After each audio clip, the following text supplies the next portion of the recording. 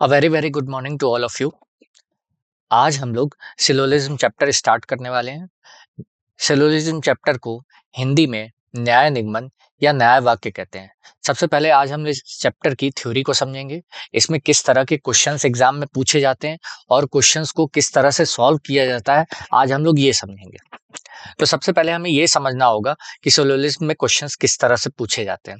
Syllogism में question basically statement और conclusion wise पूछे जाते हैं। स्टेटमेंट की अगर बात की जाए तो स्टेटमेंट को हिंदी में कथन कहा जाता है और इसी के आधार पे हमसे कंक्लूजन पूछे जाते हैं। कंक्लूजन को बेसिकली हिंदी में बोलते हैं निष्कर्ष। अब हमें ये समझना होगा किस आधार पर हम कंक्लूजन को ट्रू करते हैं या फॉल्स करते हैं। इन बातों को हम अभी समझेंगे। सबसे पहले अगर हम इंडेक्स की बात करें तो सबसे पहले हम परिचय देखेंगे, फिर उसके बाद हम अवधारणा देखेंगे, न्याय वाक्य के प्रश्नों को कैसे समाधान करें फिर हम ये समझेंगे, सभी मामले के लिए शब्दों को प्रतिस्थापन करना हम ये समझेंगे, प्रश्नों के फिर प्रकार को समझेंगे, फिर उसके बाद हम निश्चित प्रकरण को समझेंगे, फिर संभावित प्रकरण को समझेंगे, फिर निश्चित और संभावित प्रकरण दोनों को समझेंगे, फिर या तो या प्रकरण को समझेंगे। ठीक है, तो बढ़ते हैं आगे हम लोग। अस्वीकरण। हमारे स्लाइड डेक में उपयोग की गई छवियां केवल शैक्षिक उद्देश्य के लिए है। हम इन छवियों के मूल रचनाकारों और मालिकों के बौद्धिक संपदा अधिकारों का सम्मान करते हैं। यदि आप इस डेक में उपयोग की गई किसी भी छवि के मालिक हैं और कोई चिंता या समस्या है तो कृपया साथी @iitk.ac.in पर हमसे संपर्क करें, हम छवियां हटा देंगे। इंट्रोडक्शन।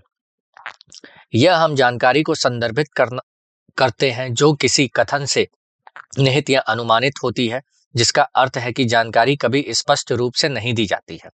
यह तर्क एक रूप है जिसमें दो प्रस्ताव या पूर्व धारणाएं दी जाती हैं और उनमें एक तार्किक निष्कर्ष निकाला जाता है। प्रत्येक पूर्व धारणा में विषय उपवाक्य का रूप होता है और प्रत्येक में एक सामान्य तत्व होता है जिसमें मध्य पद कहा जाता है। स्पष्ट रूप से यह संभावनाओं के आधार पर कथनों को पूरा करने को की प्रक्रिया है। इस खंड में समस्याओं को आरेखात्मक प्रतिनिधित्व के साथ निपटाया जाता है और उम्मीदवारों को निष्कर्ष निकालते समय दिए गए कथनों के अलावा अतिरिक्त जानकारी लागू नहीं करने की सलाह दी जाती है। तो अगर हम इसके कॉन्सेप्ट की बात करें तो इसमें बेसिकली 3 बातें होती हैं। वो 3 बातें क्या है? सबसे पहला पॉइंट है अनुसरण करना। अनुसरण करना क्या होता है? कथन की कही हुई बात अगर निष्कर्ष में उसी तरह से लिख दी गई हो तो उसे हम कहते हैं अनुसरण करना। अनुसरण करना मतलब ये हो गया कि निष्कर्ष उस परिस्थिति में हमारा क्या हो जाएगा? सही हो जाएगा। सही मतलब क्या? जो 100% क्या होगा? सत्य होगा। दूसरी बात क्या है? संदेह। संदेह का मतलब क्या होता है? कथन की कही हुई बात निष्कर्ष में संदेह पैदा कर रही हो तो वहां संभावना बनती है, तो उस आधार पे हम निष्कर्ष को संदेह की श्रेणी में डालते हैं और संदेह की श्रेणी में हम निष्कर्ष को क्या कर देते हैं? गलत कर देते हैं। फिर उसके बाद तीसरा पॉइंट हम देखते हैं निश्चित गलत। निश्चित गलत का मतलब ये होता है कि कथन की कही हुई बात निष्कर्ष में पूरी तरह उसके विरुद्ध जा रही हो, मतलब खिलाफ जा रही हो। इसको हम ऐसे भी समझ सकते हैं ना होने की संभावना, तो भी यह निष्कर्ष हमारा क्या होगा? गलत की श्रेणी में आएगा। तो यहाँ पे हमने क्या समझा कि निष्कर्ष हमारे 2 तरह के होते हैं, निश्चित निष्कर्ष और संभावित निष्कर्ष। निश्चित निष्कर्ष और संभावित निष्कर्ष, बेसिकली वो 3 बातों के आधार पर हम प्रश्नों को हल करते हैं, कब सही करना है, कब गलत करना है। पहली बात क्या है? अनुसरण करना। अगर जो भी निष्कर्ष अनुसरण करेगा वह निश्चित रूप से सही की श्रेणी में आएगा, लेकिन वह संभावना में हमेशा क्या होगा? गलत हो जाएगा। कोई भी निष्कर्ष संदेह की श्रेणी में, निश्चित निष्कर्ष क्या होगा? गलत हो जाएगा, लेकिन वह संभावना की श्रेणी में क्या हो जाएगा? सही हो जाएगा। कोई भी निष्कर्ष निश्चित रूप से गलत हो गया निश्चित निष्कर्ष की श्रेणी में, तो उसकी संभावना भी क्या हो जाएगी? गलत हो जाएगी। अब इन बातों को हम एक उदाहरण से समझेंगे। जैसे कि यहाँ पे हमें दिखाई दे रहा है, कथन में लिखा गया है क्या? राहुल एक लड़का है। राहुल एक लड़का है। यहाँ पे बोला जा रहा है राहुल एक लड़का है। अब इसी आधार पे हमसे निष्कर्ष पूछे गए हैं। यहाँ पे हमसे कुल मिलाकर के 12 निष्कर्ष पूछे गए। अब इन 12 निष्कर्ष को हम इसी टेबल के माध्यम से क्या करेंगे, समझने की कोशिश करेंगे और हल करेंगे। तो हमको कथन में बोला जा रहा है राहुल एक लड़का है, और पहला निष्कर्ष पूछा जा रहा है राहुल एक अच्छा लड़का है। कथन को देखते हुए निष्कर्ष को जब हम पढ़ रहे हैं राहुल एक अच्छा लड़का है, तो ये निष्कर्ष हमारा संदेह की श्रेणी में आ रहा है। क्यों संदेह की श्रेणी में आ रहा है? क्योंकि कथन में बोला गया है राहुल एक लड़का है और निष्कर्ष में बोला जा रहा है राहुल एक अच्छा लड़का है। तो कथन पढ़ते वक्त ये हम निर्धारित नहीं कर पा रहे हैं कि राहुल अच्छा है कि क्या है, तो इस वजह से ये निष्कर्ष क्या हुआ, हमारा संदेह की श्रेणी में गया। तो जब निष्कर्ष संदेह की श्रेणी में जाता है तो हम निश्चित निष्कर्ष को क्या कर देते हैं, गलत कर देते हैं। अब अगर हम निष्कर्ष 2 को देखें, दूसरा निष्कर्ष हमारा संभावना की श्रेणी में आ रहा है। दूसरा निष्कर्ष हमारा संभावना की श्रेणी में आ रहा है। कैसे आ रहा है? बोला जा रहा है हमसे राहुल एक अच्छा लड़का है, एक संभावना है। तो राहुल एक अच्छा लड़का एक संभावना है, तो बिल्कुल हो सकता है। यह संदेह के घेरे में आ रहा है और संदेह में संभावना हमेशा क्या होती है, सही होती है। जो कि हम टेबल में नीचे देख पा रहे हैं, संदेह की श्रेणी में जो भी संभावना आती है वो हमेशा क्या होती है, सही होती है। तो इस वजह से दूसरा निष्कर्ष हमारा क्या हो जाएगा, सही हो जाएगा। बात करते हैं तीसरे निष्कर्ष की। बोला जा रहा है राहुल एक बुरा लड़का है। कथन में सिर्फ इतना कहा गया है राहुल एक लड़का है, और यहां हमसे पूछा जा रहा है राहुल एक बुरा लड़का है। अब बुरा हो भी सकता है, नहीं भी हो सकता है, तो यहां बात आ गई संदेह में। तो जब भी संदेह में हमारा निष्कर्ष आएगा तो वो क्या हो जाएगा, गलत हो जाएगा। और फिर चौथे निष्कर्ष की बात करें, राहुल एक बुरा लड़का है एक संभावना है, मतलब अब ये संभावना के सेंस में हमसे पूछा जा रहा है, तो ये निष्कर्ष हमारा क्या हो जाएगा, सही हो जाएगा। बात करते हैं पांचवें निष्कर्ष की। पांचवें निष्कर्ष में बोला गया है राहुल एक लड़का है, तो ये निष्कर्ष हमारा सही हो जाएगा। क्यों सही हो जाएगा?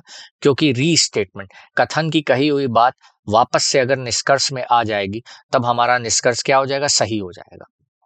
छठे निष्कर्ष की बात करें, राहुल के लड़का होने की संभावना है, ये निष्कर्ष हमारा क्या हो जाएगा, गलत हो जाएगा। गलत होने की वजह यह है, जो चीज कथन में पहले से ही कंफर्म है, जो चीज कथन में पहले से ही क्या है, निश्चित है, तो उसकी कभी भी संभावना नहीं बन सकती।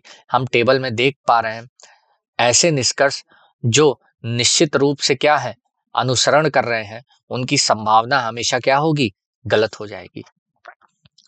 हम सातवें निष्कर्ष की बात करें तो यहां बोला जा रहा है राहुल एक लड़की है। कथन में बोला गया है राहुल क्या है, लड़का है, और यहां बोला जा रहा है राहुल एक लड़की है।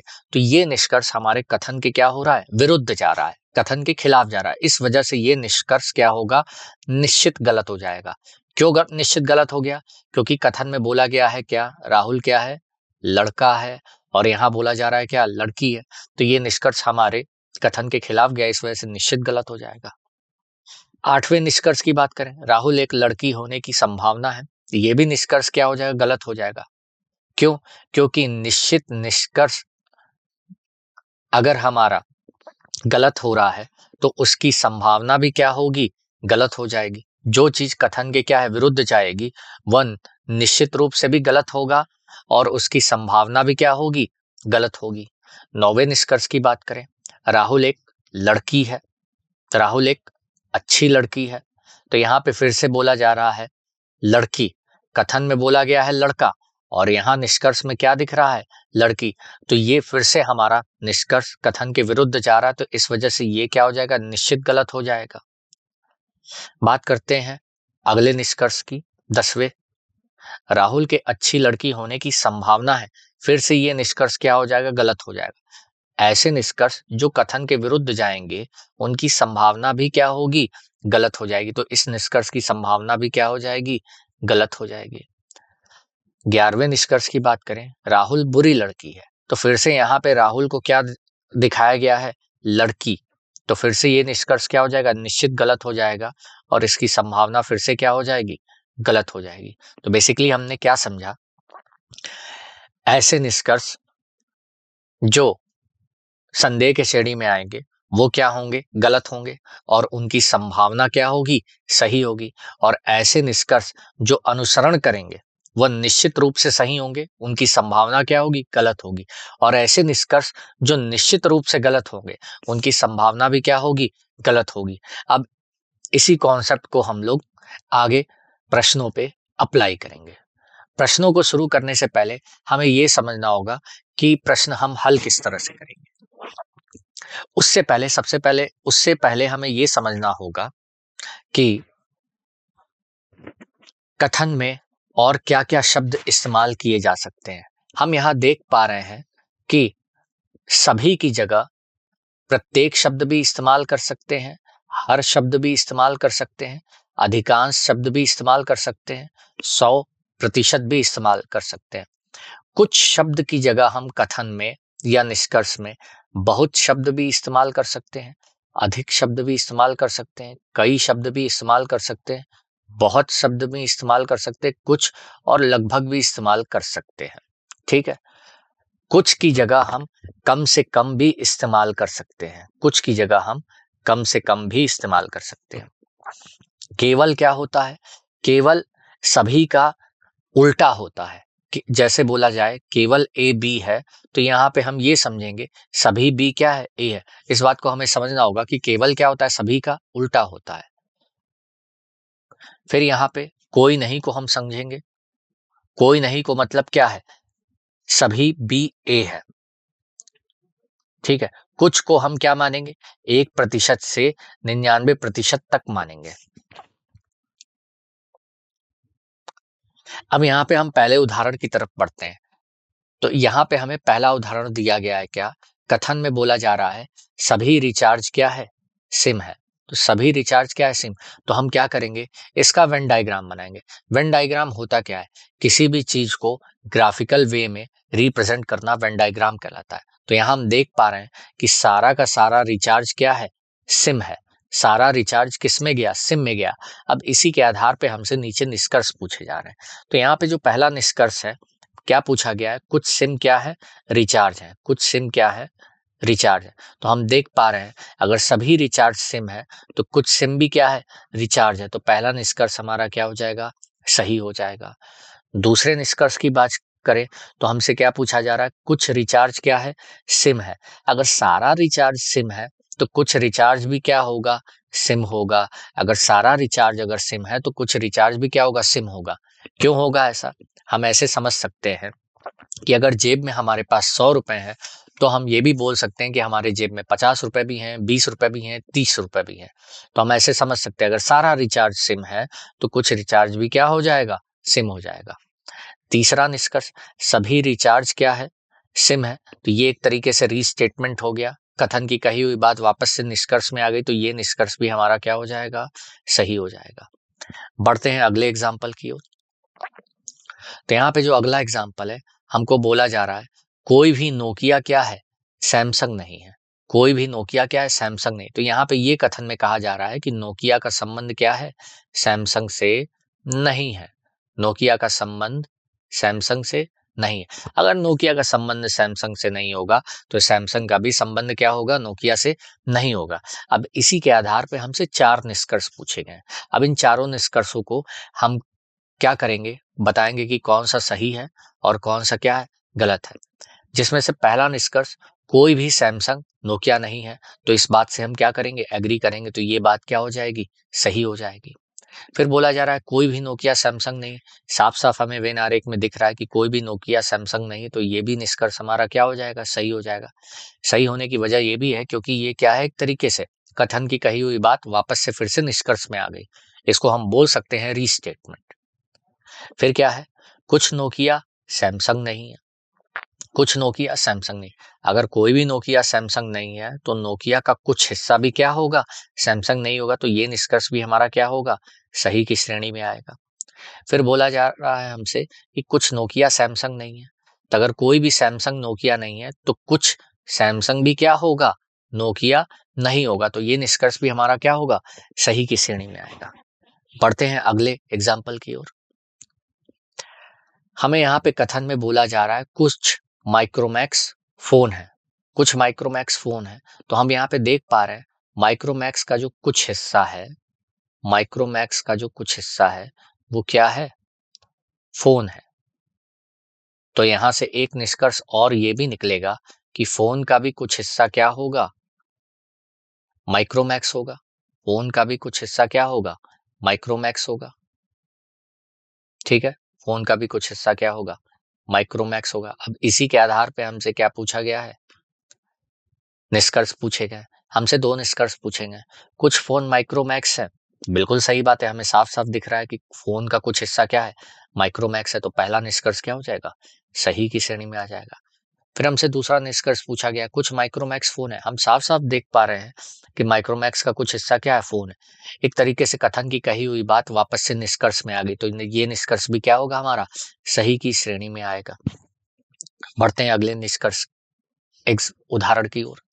यहाँ पे हमसे बोला जा रहा है कुछ एयरटेल MTNL नहीं है। तो कुछ एयरटेल क्या है, MTNL नहीं है, मतलब एयरटेल का कुछ हिस्सा, एयरटेल का ये हिस्सा जहां पे ये डार्क पोर्शन दिख रहा है, ये वाला पोर्शन क्या है, MTNL नहीं है। अब इसी के आधार पे हमसे निष्कर्ष पूछा गया, क्या पूछा गया, कुछ एयरटेल MTNL नहीं है, तो हम इस बात से क्या करेंगे, एग्री कर जाएंगे, तो ये हमारा निष्कर्ष क्या होगा, सही की श्रेणी में आ जाएगा। बढ़ते हैं अगले प्रश्न की ओर। अब यहां से हमारे प्रश्न शुरू हो जाएंगे। अभी तक हम लोगों ने 4 उदाहरण किए, उन 4 उदाहरणों में सिर्फ एक सिंगल कथन या स्टेटमेंट आ रहा था और उसके आधार पे हमसे निष्कर्ष पूछे जा रहे थे।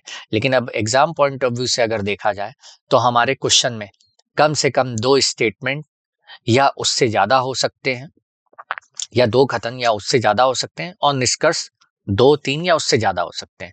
तो कभी भी सिंगल स्टेटमेंट या कथन का क्वेश्चन एग्जाम में नहीं आएगा, 2 या 2 से अधिक ही स्टेटमेंट का क्वेश्चन आएगा। अब यहाँ पे अगर हम क्वेश्चन को देखें तो हमसे क्वेश्चन पूछा जा रहा, क्वेश्चन दिया गया है क्या, कुछ प्लेन बर्ड्स है और सभी बर्ड्स क्लाउड है। निष्कर्ष पूछा गया है, कुछ प्लेन क्लाउड है और कुछ क्लाउड बर्ड्स है। अब इसी के आधार पे हमें 5 विकल्प दिए गए। अब इन 5 विकल्प में हमारा क्या उत्तर होगा, हमें ये देखना होगा। तो सबसे पहले हम क्या करेंगे, इन कथनों का, स्टेटमेंट्स का क्या करेंगे, वेन डायग्राम बनाएंगे। वेन डायग्राम बनाने के बाद फिर हम निष्कर्ष निकालेंगे, फिर उसके बाद ये चेक करेंगे कौन सा सही होगा, कौन सा गलत होगा। अब इस प्रश्न के समाधान की बात करें तो यहाँ हम देख पा रहे हैं कुछ प्लेन क्या है, बर्ड्स है। यहाँ पे वेन आरेख में हम साफ साफ देख पा रहे हैं कि कुछ प्लेन क्या है, बर्ड है, मतलब प्लेन का कुछ हिस्सा बर्ड है। फिर बोला जा रहा है दूसरे कथन में कि सभी बर्ड्स क्लाउड है, सारा का सारा बर्ड क्या हो गया, क्लाउड हो गया। अब इसी के आधार पे हमसे क्या पूछा गया है, निष्कर्ष पूछा गया। तो अब इसी वेन आरेख के आधार पर, वेन डायग्राम के आधार पर हम ये निर्धारित करेंगे कि कौन सा निष्कर्ष सही होगा और कौन सा निष्कर्ष क्या होगा, गलत होगा। तो पहला जो निष्कर्ष है, कुछ प्लेन क्लाउड है, तो प्लेन का कुछ हिस्सा क्लाउड है, बिल्कुल हम साफ साफ देख पा रहे हैं कि कुछ प्लेन क्लाउड है, तो पहला निष्कर्ष हमारा क्या हो गया, सही हो गया। अगर हम दूसरे निष्कर्ष को देखें, कुछ क्लाउड बर्ड्स हैं, तो क्लाउड का भी कुछ हिस्सा क्या है, बर्ड है, तो यहाँ पे हमारे दोनों ही निष्कर्ष सही होते हैं। तो यहाँ पे जो हमारा विकल्प बनेगा, बोथ कंक्लूजन फॉलो, मतलब दोनों ही निष्कर्ष सही होते हैं, जो कि विकल्प हम 5 में देख पा रहे हैं। बढ़ते हैं अगले प्रश्न की ओर। अब यहाँ पे हमको प्रश्न दिया गया है क्या, कि कुछ पेपर क्या है, प्लास्टिक है और सभी पेपर क्लॉथ्स हैं। अब इसी के आधार पे हमसे निष्कर्ष पूछा गया है। निष्कर्ष क्या है, पहला, कुछ प्लास्टिक क्लॉथ है और कोई प्लास्टिक क्लॉथ नहीं है। तो हम सबसे पहले क्या करेंगे, जो भी हमें कथन दिया गया उसका क्या करेंगे, वेन डायग्राम बनाएंगे। उस वेन डायग्राम के आधार पर हम निर्धारित करेंगे कि कौन सा निष्कर्ष सही होगा, कौन सा निष्कर्ष क्या होगा, गलत होगा। वही 5 विकल्प फिर से दिए गए हैं। तो अब इस प्रश्न के समाधान की अगर हम बात करें तो सबसे पहले हम क्या करेंगे, वेन डायग्राम बनाएंगे। तो यहाँ पे हम देख पा रहे हैं कथन में बोला गया है कुछ पेपर प्लास्टिक है, तो पेपर का कुछ हिस्सा क्या है, प्लास्टिक है। फिर दूसरे अगर कथन को देखें तो बोला जा रहा है सभी पेपर क्लॉथ्स हैं, तो यहाँ पे सारा पेपर क्या हो गया, क्लॉथ्स हो गया। अब इस वेन आरेख के आधार पे हम ये निर्धारित करेंगे कि कौन सा निष्कर्ष सही होगा, कौन सा निष्कर्ष गलत होगा। तो पहला निष्कर्ष हमसे पूछा जा रहा है कि कुछ प्लास्टिक क्लॉथ्स है, तो प्लास्टिक का कुछ हिस्सा क्लॉथ्स है, हम देख पा रहे हैं बिल्कुल है, तो इस वजह से पहला निष्कर्ष हमारा क्या हो जाएगा, सही हो जाएगा। दूसरा निष्कर्ष, कोई प्लास्टिक क्लॉथ नहीं है, कोई प्लास्टिक क्लॉथ नहीं, तो यहाँ तो प्लास्टिक और क्लॉथ में कुछ का संबंध बन रहा है और यहाँ बोल रहा है कोई प्लास्टिक क्लॉथ नहीं, तो ये निष्कर्ष हमारे कथन के विरुद्ध चला गया। इस वजह से ये निष्कर्ष हमारा क्या होगा, गलत हो जाएगा और यहाँ पे केवल हमारा पहला निष्कर्ष सही हुआ। तो हम यहाँ पे विकल्प बोलेंगे केवल पहला, जो कि विकल्प 1 में दिखाई दे रहा है। यदि केवल निष्कर्ष 1 अनुसरण करता है तो इस प्रश्न का जो हमारा सही उत्तर होगा वो विकल्प 1 होगा। अब यहाँ पे हम आइदर केस को समझेंगे। आइदर को हिंदी में या तो या केस कहते हैं। तो यहाँ पे अगर हम इसको समझने की बात करें तो यहाँ हमें ये दिया गया है, दिए गए कथनों से मध्यस्थ निष्कर्ष निकालते समय छात्रों को अधिक सतर्क रहने की आवश्यकता होती है ताकि वे निष्कर्षों की एक पूरक जोड़ी का चयन कर सकें, जहां ना तो कोई निष्कर्ष निश्चित रूप से सही हो, लेकिन दोनों का संयोजन एक पूरक जोड़ी बनाता है, या तो प्रकरण से संबंधित कुछ तत्व। पहला पॉइंट, विषय और विधेय समान होने चाहिए, मतलब सब्जेक्ट और ऑब्जेक्ट समान होना चाहिए, सब्जेक्ट या प्रेडिकेट भी हम बोल सकते हैं। दूसरा पॉइंट, एक निष्कर्ष सकारात्मक होना चाहिए और दूसरा नकारात्मक। सकारात्मक और नकारात्मक का मतलब क्या होता है? सकारात्मक से हम ऐसे समझ सकते हैं जो निष्कर्ष में हमारे सभी या कुछ शब्द हों। नकारात्मक में कोई नहीं या कुछ नहीं शब्द हों, तो इन्हीं को सकारात्मक नकारात्मक बोला जाता है। और फिर तीसरा पॉइंट है, दोनों निष्कर्ष में संदिग्ध हो, मतलब दोनों निष्कर्ष संदेह की श्रेणी में आने चाहिए। संदेह की श्रेणी का मतलब अभी हम लोगों ने टेबल के माध्यम से समझा था कि संदेह क्या होता है। यहाँ पे इसके कुछ पॉइंट हैं।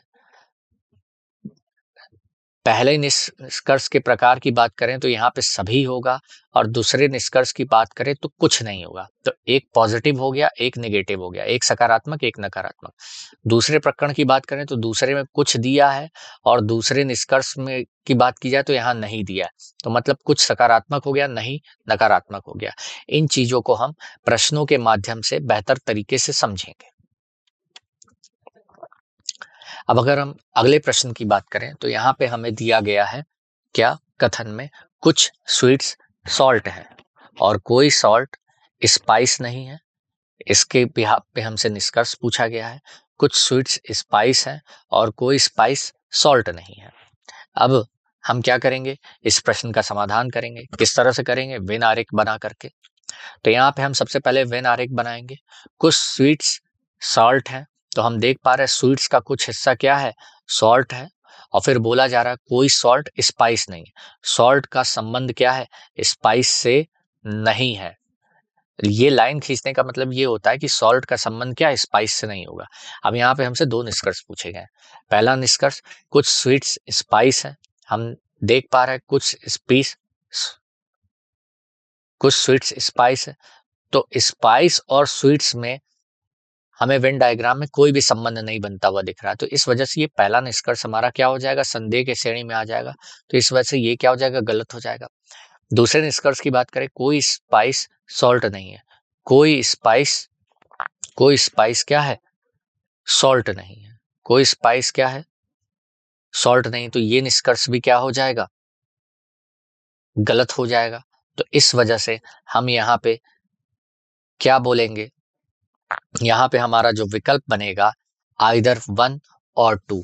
आइदर 1 और 2 क्यों बनेगा, बनने की वजह यह है क्योंकि दोनों निष्कर्ष को अगर ध्यान से देखा जाए तो एक सकारात्मक एक नकारात्मक, ठीक है। और दूसरी चीज, इसमें कर्ता और कारक समान है। इस वजह से यहाँ पे जो हमारा विकल्प बनेगा वो क्या होगा, तीसरा विकल्प बनेगा, या तो पहला या दूसरा। बढ़ते हैं अगले प्रश्न की ओर। यहाँ पे जो प्रश्न हमको दिया गया है वो क्या है, कुछ ओवन रेफ्रिजरेटर है, कुछ रेफ्रिजरेटर एसी है। अब इसी के आधार पर निष्कर्ष पूछा गया। पहला, कुछ एसी ओवन है। दूसरा, कोई एसी ओवन नहीं है। ठीक है। अब इसी के आधार पे हमें 5 विकल्प दिए गए हैं। अब अगर हम इस प्रश्न के समाधान की बात करें तो इस प्रश्न के समाधान के लिए हमें सबसे पहले क्या बनाना होगा, वेन आरेख बनाना होगा। तो वेन आरेख हम कुछ इस तरह से बनाएंगे, कुछ ओवन रेफ्रिजरेटर, तो ओवन का कुछ हिस्सा क्या होगा, रेफ्रिजरेटर हो जाएगा। और कुछ रेफ्रिजरेटर क्या है, एसी है, तो रेफ्रिजरेटर का कुछ हिस्सा क्या हो जाएगा, एसी हो जाएगा। अब यहाँ पे निष्कर्ष हमसे 2 पूछे गए हैं। पहला निष्कर्ष, कुछ एसी ओवन है, तो एसी का ओवन से संबंध हम देख पा रहे हैं, कोई भी बन नहीं पा रहा, तो ये निष्कर्ष क्या हो गया, संदेह की श्रेणी में गया। इस वजह से ये क्या हो जाएगा, गलत हो जाएगा। दूसरा निष्कर्ष, कोई एसी ओवन नहीं है, कोई एसी क्या है, ओवन नहीं, तो ये निष्कर्ष भी हमारा क्या हो जाएगा, गलत हो जाएगा। लेकिन अगर अब हमें यहाँ पे विकल्प चुनना होगा तो यहाँ पे हम विकल्प ये चुनेंगे, या तो पहला या दूसरा। क्यों? क्योंकि यहाँ हमने 3 पॉइंट अभी समझे थे। पहला निष्कर्ष सकारात्मक, दूसरा नकारात्मक। सब्जेक्ट और ऑब्जेक्ट सेम, सब्जेक्ट ऑब्जेक्ट को हिंदी में कर्ता और कारक बोलते हैं, ये दोनों क्या है, समान है। और इस वजह से हमारा जो यहाँ पे विकल्प होगा वो विकल्प क्या होगा, 3 होगा। बढ़ते हैं अगले प्रश्न की ओर। यहाँ पे हमको बोला गया है कोई बर्ड्स गोट नहीं है और कोई गोट फ्लावर नहीं। इसके आधार पर 2 निष्कर्ष पूछे गए, कुछ बर्ड्स फ्लावर हैं और कोई फ्लावर बर्ड्स नहीं है। अब इस प्रश्न के समाधान की बात करें तो सबसे पहले हम वेन डायग्राम बनाएंगे। तो यहाँ बोला जा रहा है कोई बर्ड्स गोट नहीं है, मतलब गोट का संबंध क्या होगा, बर्ड से नहीं होगा। साफ साफ देख पा रहे हैं कि गोट का संबंध क्या है, बर्ड से नहीं है। फिर उसके बाद कोई गोट फ्लावर नहीं है, तो गोट का संबंध क्या है, फ्लावर से नहीं है। अब इसी के आधार पर 2 निष्कर्ष पूछे गए। पहला निष्कर्ष कुछ बर्ड फ्लावर है, तो बर्ड फ्लावर में कोई संबंध नहीं बन रहा है, तो इस वजह से ये निष्कर्ष क्या होगा, संदेह की श्रेणी में आएगा। दूसरा, कोई फ्लावर बर्ड नहीं है, कोई फ्लावर क्या है, बर्ड नहीं, तो ये भी क्या होगा, संदेह की श्रेणी में आएगा। अब यहाँ से फिर से हमें क्या करना होगा, विकल्प को तय करना होगा कि कौन सा विकल्प हमें सही चुनना है। तो हम यहाँ पे देख पा रहे हैं कि पहला निष्कर्ष सकारात्मक, दूसरा क्या है, नकारात्मक। पहला निष्कर्ष सकारात्मक, दूसरा निष्कर्ष क्या है, नकारात्मक। ठीक है। और यहाँ पे सब्जेक्ट और ऑब्जेक्ट क्या है, समान है। सब्जेक्ट और ऑब्जेक्ट हिंदी में बोले तो कर्ता और कारक क्या है, समान है। इस वजह से ये यहाँ जो हमारा विकल्प होगा वो विकल्प क्या होगा, 3 होगा। ठीक है। पढ़ते हैं अगले प्रश्न की ओर। यहाँ पे हमें प्रश्न दिया गया है कुछ रिचार्ज कॉल है, कुछ कॉल टैरिफ है। अब इसी के आधार पे हमें 7 निष्कर्ष पूछे गए हैं। तो सबसे पहले हम क्या करेंगे, इन कथनों का वेन आरेख बनाएंगे। तो वेन आरेख हम कुछ इस तरह से बनाएंगे, कुछ रिचार्ज क्या है, कॉल है, हम देख पा रहे हैं, और कुछ कॉल क्या है, टैरिफ है। अब इसी के आधार पे हमसे 7 निष्कर्ष पूछे गए। पहला निष्कर्ष, सभी रिचार्ज टैरिफ होने की संभावना है। सभी रिचार्ज के टैरिफ होने की संभावना बिल्कुल हो सकती, तो पहला निष्कर्ष क्या हुआ, सही हुआ। दूसरा, सभी कॉल टैरिफ होने की संभावना है। सभी कॉल टैरिफ होने की संभावना हम देख सकते हैं, कॉल और टैरिफ में कुछ का संबंध है, तो सभी की संभावना हमारी क्या हो जाएगी, सही हो जाएगी। दूसरा, सभी टैरिफ रिचार्ज होने की संभावना है। सभी टैरिफ के रिचार्ज होने की संभावना है बिल्कुल हो सकती है, तो ये निष्कर्ष भी हमारा क्या हो जाएगा, सही हो जाएगा। कुछ रिचार्ज टैरिफ होने की संभावना है, कुछ रिचार्ज के टैरिफ होने की संभावना है बिल्कुल हो सकती है, तो ये भी निष्कर्ष क्या होगा, सही हो जाएगा। पांचवें निष्कर्ष की बात करें, सभी कॉल रिचार्ज होने की संभावना है। सभी कॉल रिचार्ज होने की संभावना है बिल्कुल हो सकता है, तो ये निष्कर्ष भी क्या होगा, सही की श्रेणी में आएगा। छठे निष्कर्ष की बात करें, कुछ टैरिफ कॉल होने की संभावना है, कुछ टैरिफ कॉल होने की संभावना है, ये निष्कर्ष गलत हो जाएगा। क्यों? क्योंकि जो चीज पहले से ही कंफर्म है, कुछ टैरिफ ऑलरेडी कार है, कुछ टैरिफ ऑलरेडी कार है, इस वजह से इसकी संभावना क्या हो जाएगी, गलत हो जाएगी। कुछ रिचार्ज कॉल होने की संभावना है, कुछ रिचार्ज कॉल होने की संभावना है। हम देख पा रहे हैं रिचार्ज का कुछ हिस्सा कॉल पहले से ही है, तो इसकी संभावना भी क्या हो जाएगी, गलत हो जाएगी। तो यहाँ पे हम देख पा रहे हैं केवल पहला, दूसरा, तीसरा, चौथा, पांचवा ही निष्कर्ष हमारा सही हो रहा है। अब हमें क्या करना होगा, विकल्प में देखना होगा कहाँ कहाँ केवल पहला, दूसरा, तीसरा, चौथा, पांचवा निष्कर्ष हमारा सही हो रहा है। हम देख पा रहे हैं विकल्प 3 में केवल पहला, दूसरा, तीसरा, चौथा, पांचवा निष्कर्ष अनुसरण कर रहा है। तो इस प्रश्न के लिए हमारा जो सही विकल्प होगा वो विकल्प क्या होगा, 3 होगा। प्रस्तुति, न्याय वाक्य एक कथन से निहित या निष्कर्ष जानकारी को संदर्भित करता है, जिसका अर्थ है कि जानकारी कभी भी स्पष्ट रूप से व्यक्त नहीं की जाती है। यह तर्क का एक रूप है जिसमें 2 परिसरों को कहा जाता है और उनसे एक तार्किक निष्कर्ष निकाला जाता है। प्रत्येक परिसर में एक विषय प्रिडिक्ट फॉर्म होता है और एक सामान्य तत्व साझा करता है, जिसे मध्य अवधि कहा जाता है। इस प्रक्रिया में अतिरिक्त जानकारी लागू किए बिना डायग्रामेटिक प्रतिनिधित्व का उपयोग करते हैं। संभावनाओं के आधार पर कथनों को पूरा करना शामिल है। न्याय वाक्य के प्रश्नों को कैसे समाधान करें, दिए गए कथनों का विश्लेषण करें और तार्किक निष्कर्ष निकालें। प्रत्येक निष्कर्ष की वैधता निर्धारित करने के लिए निश्चित और संभावित निष्कर्ष की अवधारणाओं का उपयोग करें। प्रश्नों के प्रकार। पहला, निर्धारित प्रकरण। इन प्रश्नों में दी गई जानकारी या स्थापित तत्वों के आधार पर एक स्पष्ट विशिष्ट उत्तर होता है। संभावित प्रकरण। ये प्रश्न संभावित परिदृश्यों या परिणामों की खोज करता है जो निश्चित नहीं है लेकिन कुछ शर्तों के तहत हो सकते हैं। निर्धारित संभावित प्रकरण। चौथा, या तो या प्रकरण। इसमें निष्कर्षों की एक पूरक जोड़ी का चयन करना शामिल है जिसमें से कोई भी निश्चित रूप से सच नहीं है लेकिन एक साथ एक वैध जोड़ी बनाते हैं। या तो या प्रकरण के लिए शर्तें। विषय और प्रेडिकेट एक ही होना चाहिए। एक निष्कर्ष सकारात्मक होना चाहिए, दूसरा नकारात्मक। दोनों निष्कर्ष अनिश्चित होने चाहिए। धन्यवाद।